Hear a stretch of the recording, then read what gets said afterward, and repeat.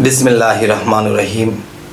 হে সমস্ত জগতবাসী, আজ আমি শামীম আলী চিশতি আপনাদের সামনে যে আলোচনাটি নিয়ে হাজির হলাম, সে আলোচনাটি অবশ্যই খেয়াল করে শোনার বিষয় এবং বোঝার বিষয়। কিন্তু আপনারা কিন্তু থাম্বনেলে পেয়েছেন যে আল্লাহ ও রাসূলকে ভালো যদি নাও বাসে, তবু সে আল্লাহকে পাবে, তবু সে রাসূলকে পাবে। তো এটা কেমন কথা? আল্লাহ রাসূলকে ভালোবাসবে না, আবার আল্লাহ রাসূলকে পাবে, এটা কেমন কথা? তো আজকের বিষয়টি হলো, অবশ্যই খেয়াল করে না শুনলে এই জিনিসটি বোঝা যাবে না। তাই আমি বলবো যে আল্লাহকে ভালোবাসে কেউ, রাসূলকে ভালোবাসে, কিন্তু এমন এমন জায়গাতে আঘাত করে, এমন এমন জায়গাতে এমন কাজ করে যে তাদেরকে ভালোবাসার পরেও সেই মানুষটি আল্লাহ থেকে বহু দূরে, রাসূল থেকে বহু দূরে, তারা জাহান্নামেই পড়বে। আচ্ছা, তো দেখুন আজকের যে বিষয়টি সেটি হলো, আল্লাহ ও রাসূলকে ভালো না বাসলেও আল্লাহকে পাবে। দেখেন,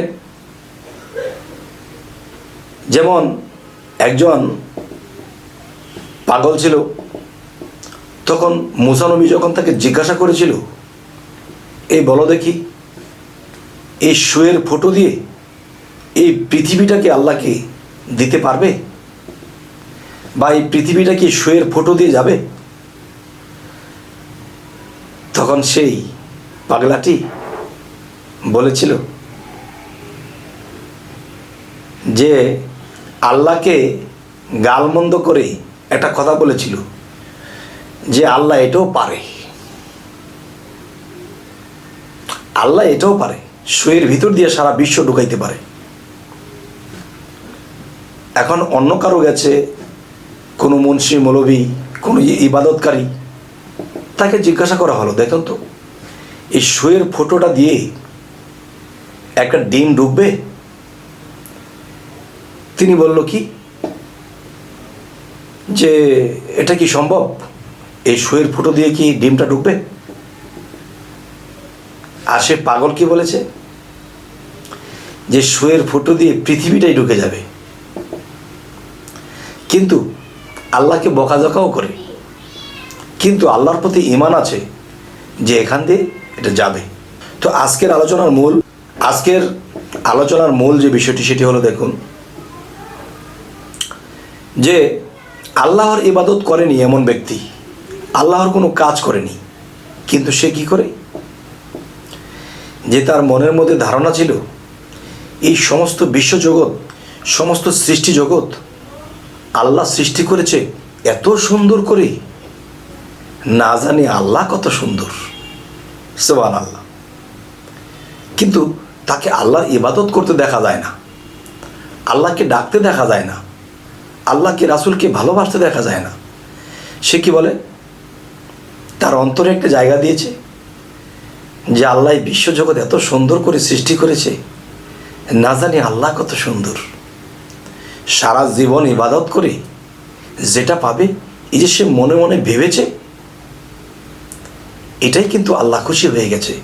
আর সারা জীবন আল্লাহকে ডেকেছে, কিন্তু আল্লাহর অনেক আইন সে লঙ্ঘন করেছে, আল্লাহর অনেক আইন কানুন সে মানেনি।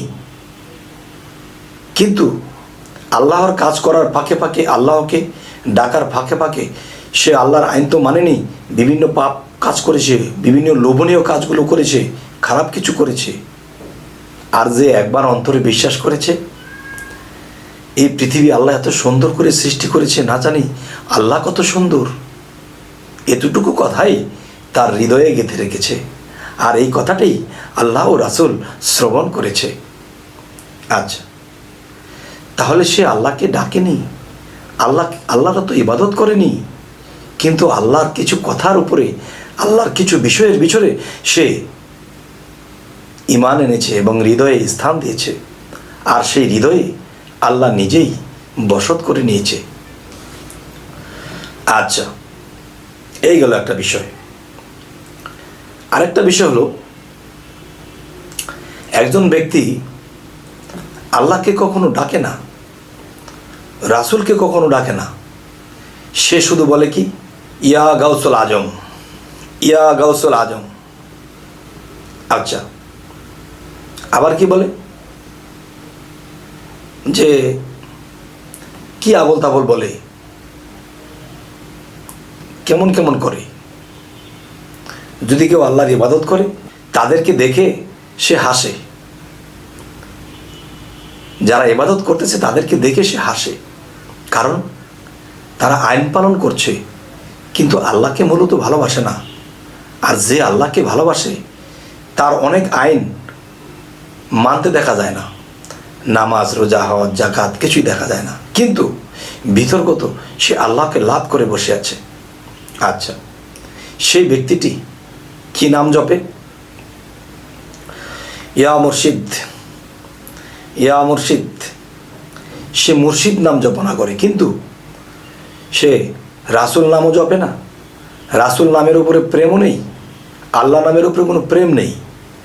মুর্শিদ মুর্শিদ ডাকে, কিন্তু আল্লাহ রাসূল বলে ডাকে না। তাহলে একে আল্লাহ কি পার করবে? একে আল্লাহ কি ভালোবাসবে? আল্লাহ কি তাকে ভালো স্থানে নেবে? আচ্ছা, তাহলে সে মুর্শিদ মুর্শিদ করে, কিন্তু সে আল্লাহ রাসূলকে ডাকে না। আচ্ছা, তো এখন যে কথাটি বলতে চাচ্ছি সেটা হলো, দেখুন, যে আল্লাহ ও রাসূলকে যদি কেউ নাও ডাকে আর মুর্শিদের প্রতি পূর্ণ প্রেম রাখে, তাওহীদেরই মুর্শিদ আমার মুহাম্মদের নাম, যদি মুর্শিদকেই ডাকে তবুও সে পার হয়ে যাবে। সেটি কেমন? যেমন আল্লাহ বলেছে, হে রাসূল আপনার হাতই আমার হাত। তাহলে আল্লাহ কি বলেছে? হে রাসূল আপনার হাতই আমার হাত। রাসূল, তাহলে রাসূলের স্রোত কার? রাসূলের অল বডি কার? আল্লাহ যদি বলে রাসূলের হাত আল্লাহর, তাহলে রাসূলের সর্বাঙ্গ কার? রাসূলের জবান কার? রাসূলের চক্ষু, নাক, মুখ কার? সেটিও কিন্তু আল্লাহর। তাহলে আমি বলবো যে রাসূল বলে গেছে কি, আমাকে দিয়ে নবুয়ত খতম, নবী আর আসবে না। তোমরা যদি একজন কামেল মুর্শিদের কাছে যাও, কামেল ওলিয়া উলিয়ার কাছে যাও, তাহলে সেই কামেল উলিয়া আউলিয়া পীর মুর্শিদের হাত আমি রাসূলের হাত, আর আমি রাসূলের হাত আল্লাহর হাত। আচ্ছা, এখন সেই মুর্শিদকে যদি কেউ ভালোবাসে, রাসূলকে ভালোবাসা হয়ে যায়, আর রাসূলকে ভালোবাসলে আল্লাহকে ভালোবাসা হয়ে যায়। তাহলে রাসূলের স্রোত কার? রাসূলের হাত কার? আল্লাহ। তাহলে মুর্শিদের স্রোত কার? মুর্শিদের হাত কার? এটাও আল্লাহর। তাহলে কেউ যদি আল্লাহ নাম নাও জিকির করে, রাসূল নাম নাও জপনা করে, ভালো নাও বাসে, আর যদি মুর্শিদকে ভালোবাসে, তাহলে মুর্শিদকে ভালোবাসলে রাসূলকে ভালোবাসা হয়, আর রাসূলকে ভালোবাসলে আল্লাহকে ভালোবাসা হয়। মুর্শিদকে আঘাত করলে রাসূলকে আঘাত করা হয়, আর রাসূলকে আঘাত করলে আল্লাহকে আঘাত করা হয়। তাই বলা হয়েছে, তাওহীদেরই মুর্শিদ আমার মুহাম্মদের নাম। তাহলে মুর্শিদ মুহাম্মদ সাল্লাল্লাহু আলাইহি ওয়াসাল্লাম আরেক নাম, আর সেই নামটি পীর আউলিয়াদের মধ্যে এসে গেছে, যারা নিজেকে পবিত্র করে করেছে সফল কাম। আল্লাহ কিন্তু কোরআনে এই কথাটি বলেছে যে নিজেকে পবিত্র করলো সেই সফল কাম। যদি হয় সফল কাম, রাস্তাঘাটে যত জাম সব ঠিক হয়ে যাবে, ছেড়ে দেবে। যাই হোক, আজকের আলোচনাটি আপনাদেরকে কি বোঝাতে চাইলাম? আজকের আলোচনা এটাই বোঝাতে চাইলাম যে 1450 বছর আগে হযরত মুহাম্মদ সাল্লাল্লাহু আলাইহি সাল্লাম ছিলেন। তাকে দেখতে কেমন ছিল, তার রূপ স্রোত কিরকম আমি জানি না। স্বপ্নযোগে যদি কেউ এসে বলে যে আমি সেই মুহাম্মদ রাসূল, আমি সেই আল্লাহর প্রেরিত রাসূল, তখন আমি রাসূলকে বাস্তব কখনো দেখিনি। এখন তাকে যদি আমি রাসূল মানতে যাই, তখন ভিতরে প্রশ্ন জাগে যে রাসূলের রূপ কখনো শয়তান ধরতে পারবে না, ঠিক, কিন্তু সে যে রাসূল রূপের তো আমি জানি না। তিনি 1450 বছর আগে কোন রূপে ছিল সেটা তো আমি দেখিনি। আচ্ছা, দেখেছি কি? তাওহীদেরই মুর্শিদ আমার, যিনি আমার মুর্শিদ, তাকে আমি দেখেছি। তিনি যদি স্বপ্নযোগে আসে আর আসিয়া যদি বলে ইনি রাসূল রূপে মুহাম্মদ সাল্লাল্লাহু আলাইহি সাল্লাম, সে সৌদি আরবে জন্ম হয়েছিল, তিনি, তখন যিনি আমার মুর্শিদ তিনি আমাকে সাক্ষ্য দিলে তখন আমি বুঝবো যে হ্যাঁ, ইনি আমার রাসূল। ইহাতে আর নাই কোনো ভুল। মুর্শিদের রূপ কখনো শয়তান ধরতে পারবে না। কেন?